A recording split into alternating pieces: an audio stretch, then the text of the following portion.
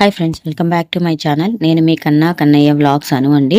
ఈరోజైతే నేను మీకు ఒక పురాతన ఆలయాన్ని అయితే చూపించబోతున్నాను. ఆ ఆలయం యొక్క విశిష్టత ఎలా ఆవిర్భవించింది, అలాగే ఆ ఆలయ అభివృద్ధికి, అక్కడ ఉన్నటువంటి వనాల అభివృద్ధికి కొంతమంది చేస్తున్నటువంటి సహాయ సహకారాలు, అలాగే చేస్తున్నటువంటి కార్యక్రమాలు అవన్నీ కూడా ఒక్కొక్కటిగా ఈ వీడియోలో నేనైతే వివరించబోతున్నాను. సో మీరు చూస్తున్న ఈ వీడియో మీకు నచ్చినట్టయితే నా వీడియోస్ని లైక్ చేయండి, షేర్ చేయండి, కామెంట్ చేయండి, అలాగే సబ్స్క్రైబ్ చేసి నన్ను ఇంకా ఎంకరేజ్ చేసి మంచి మంచి ఆలయ క్షేత్ర దర్శనాలు చూపించడానికి దోహదం చేస్తారని మనస్ఫూర్తిగా కోరుకుంటున్నాను. రండి మనం వీడియోలోకి వెళ్ళిపోదాం. ఈరోజు మీరు చూస్తున్నటువంటి ఆలయం ప్రకాశం జిల్లాలో ఉన్నటువంటి త్రిపురాంతకంలో ఉన్నటువంటి శ్రీ బాలా త్రిపుర సుందరీ దేవి అమ్మవారి ఆలయాన్ని అయితే మీరు ఇక్కడ చూస్తారనమాట. సో బాలా త్రిపుర సుందరీ దేవి అంటే మీకు అందరికీ తెలిసిందే, లలితాదేవి యొక్క చిన్ననాటి రూపమే అనమాట. సో ఈ బాలా త్రిపుర సుందరీ దేవి ఎలా వెలిసిందంటే, త్రిపురాసురుడు అనే రాక్షసుని సంహారం చేయడం కోసం పరమేశ్వరుడు త్రిపురాంతకేశ్వరుడుగా ఇక్కడ ఉద్భవించారనమాట. సో ఆయనకి సహాయ సహకారాలు అందిస్తూ త్రిపురాసురుణ్ణి సంహరించడంలో అమ్మవారు కూడా ప్రధాన పాత్ర పోషించారని, ఆ అమ్మవారు ఇక్కడ ఆది పరాశక్తి యొక్క మొదటి అవతారంగా కూడా ఇక్కడ భావిస్తారు.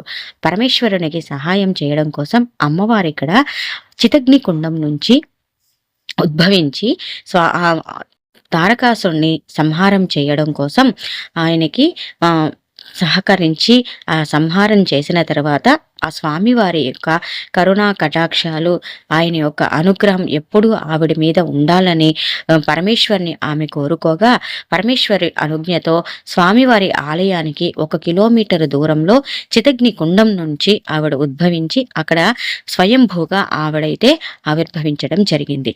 ఆవిడ ఉన్న ప్రదేశంలో ఎర్రని పూలతో చాలా అద్భుతమైన సౌందర్య సువాసనలు కలిగినటువంటి కదంబ వనం అంటే, కదంబ పువ్వులంటే అమ్మవారికి చాలా చాలా చాలా ఇష్టం అంట. అలాంటి వనంలో ఆవిడ ఉద్భవించడం, ఆవిడ ఆలయం చుట్టూ ఈ కదంబ వనాలు అనేటివి ఉండడం మనము ఇక్కడ చూడొచ్చు. ఈ ఒరిజినల్ కదంబ వనాలు అయితే మనము కాశీ క్షేత్రంలోను, అలాగే ఇక్కడ మాత్రమే ఈ ఒరిజినల్ కదంబ వృక్షాలను అయితే మనము చూడడానికి వీలవుతుంది.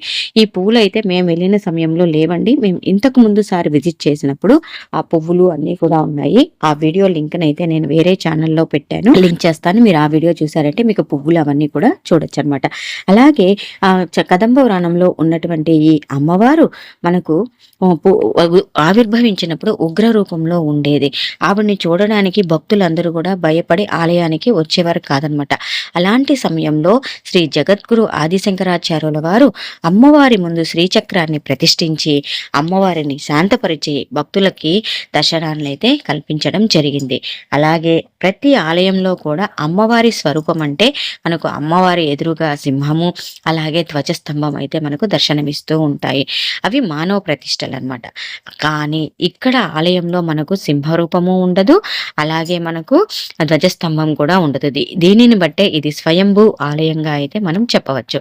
అలాగే ఆలయానికి ఇప్పుడు మీరు చూస్తున్న ఆలయానికి ఎడమ చేతి వైపున ఒక రక్తకుండం అయితే ఉంటుందండి. ఈ రక్తకుండంలో అమ్మవారికి క్రితం అదిగోండి మీకు కనబడుతున్న ఎల్లో కలర్ రక్తకుండం అనమాట. ఆ రక్తకుండంలో ఒక దున్నపోతను బలి ఇచ్చి ఎన్ని నీళ్లు పోసినా కూడా ఆ కుండం అయితే నిండదు. అంత ఇదనమాట. దానికి నేటికి అది నిదర్శనంగా చెప్తూ ఉంటారు. అలాగే అమ్మవారి ఆలయానికి వెనుక వైపున దశమహావిద్యలకు సంబంధించినటువంటి అందరు దేవతలు అయితే మనం అక్కడ కొలిపై ఉంటారు. ఈ చిన్న ఆలయంలో ఉన్నటువంటి ఆ అమ్మవారు చిన్న మస్తాదేవి అమ్మవారు. ఈమె సర్వ సైన్యాధ్యక్షురాలుగా త్రిపురాంతకి అన్ని చూసుకుంటూ ఉంటుందన్నమాట. సో ఇలా మహిమ కలిగిన, శక్తి కలిగిన మంత్ర తంత్ర సిద్ధులు ప్రసాదించే దేవతగా కూడా ఈవిడ్ని పరిగణిస్తారు. అలాగే ఇప్పుడు మనం ఇక్కడ చూస్తున్న ఈ వ్యక్తి మనం అంతరించిపోయినటువంటి కదంబ వనాన్ని తిరిగి తన స్వయం కృషితో, అందరి ప్రోద్బలంతో సొంతంగా మొక్కలను నాటి దాన్ని అభివృద్ధి చేయడానికి ఎంతగానో దోహదం చేస్తున్నాడు. ఆయన మాటల్లోనే మనం ఇప్పుడు విందామండి. ఆయన ఎలా ఆ మొక్కల్ని అభివృద్ధి చేస్తున్నాడు, ఎక్కడి నుంచి తీసుకొచ్చి పెట్టారు, అవన్నీ కూడా మనం ఆయన మాటల్లో విందాం. వచ్చేయండి. అంతకం అంటే మామూలుగా త్రిపురాంతకుడు అనే రాక్షసుడిని అంతమొందించారు కాబట్టి ఊరి పేరు త్రిపురాంతకం అనే పేరు వచ్చింది.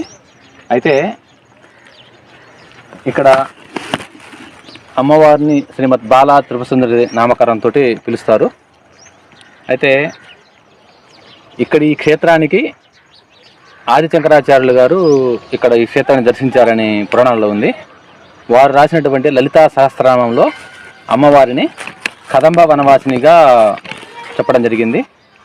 అయితే ఇక్కడ అన్ని కదంబ వృక్షాలు, అంతకుముందు కొన్ని కదంబ వనం అంటే ఇప్పుడు మామూలుగా ఎక్కువ మొక్కలతోటి ఇక్కడ ఈ క్షేత్రం విరాజిల్లింది. అయితే రాను రాను మామూలుగా ఈ మొక్కలన్నీ అంతరించిపోయి మనం చూడటానికి గుడి ప్రాంగణంలో 2-3 మొక్కలే మనకున్నాయి మామూలుగా. ఈ మొక్కలు మరి మామూలుగా అందరూ కదంబ వృక్షం అంటే ముద్ద కదంబం అనుకుంటారు. ముద్ద కదంబం కాకుండా ఆది శంకరాచార్యులు గారు రాసినటువంటి లలితా సహస్రనామంలో ఉన్నటువంటి విధానంగా అయితే ఈ మొక్కలే ఇక్కడ మనకు ఉండాలి. అందువల్ల ఈ 2 మొక్కలను మనము కొన్ని ఎక్కువ మొక్కలు తయారు చేయాలనే ఉద్దేశంతో కనీసం తక్కువలో తక్కువ ఒక 10,000 మొక్కలను మనం ఇక్కడ ఈ చుట్టూ పరిసర ప్రాంతాల్లో తయారు చేయాలనే ఉద్దేశంతో కార్యక్రమం మొదలుపెట్టడం జరిగింది.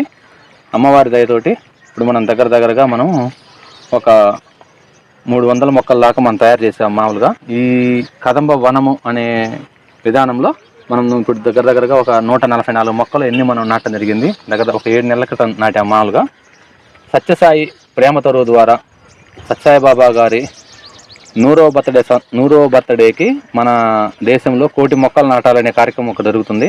మేము కూడా స్వామి డివోటీసం. అందులో భాగంగా ఈ సత్యసాయి ప్రేమ తరువులో భాగంగా ఈ మొక్కల్ని మనం కూడా ఈ కేవలం అమ్మవారికి ఇష్టమైన మొక్కలు కాబట్టి ఈ మొక్కలు తయారు చేద్దామనే ఉద్దేశంతో తయారు చేయడం జరిగింది. మామూలుగా thank you sir, thank you. ఆయన చెప్పిన విధానం ఏంటంటే కదంబ వనవాసిని అన్న మాటని నిజం చేయాలని క్లియర్గా చెప్తాను. ఎందువల్ల నిదర్శనం అంటే అమ్మా, ఇప్పుడు సపోజ్ ఇప్పుడు మొక్కలు ఉన్నాయి, ఈ విత్తనాలు సేకరించి ఇవి నాటితే చూడు ఇంత బాగా వచ్చినాయి. అన్ని విత్తనాలతో వచ్చాయా? ఓకే. ఇప్పుడు ఇవి మనకి కాశీలోను అంటే వివిధ ప్రదేశాలు కూడా ఉన్నాయి. కొన్ని చోట్ల చూస్తారు, తెలియదుగా? తెలియదండి. ఇప్పుడు అందరూ ఏం చేస్తారంటే ఏదో తుమ్ము పోయినట్టుగా నెలకొండి ఉంటారు. మాట్లాడరు. నేనేం చేస్తానంటే నా వీడియో కనుక మీకు నచ్చినట్టయితే నా వీడియోస్ని లైక్ చేయండి, షేర్ చేయండి, కామెంట్ చేయండి అండ్ సబ్స్క్రైబ్ చేయండి. అలాగే పక్కనే ఉన్న గంట సింబల్ని నొక్కారంటే ఎప్పటికెప్పుడు మన వీడియోస్ నోటిఫికేషన్ మీకు వస్తుంది. Thank you for watching friends. Bye.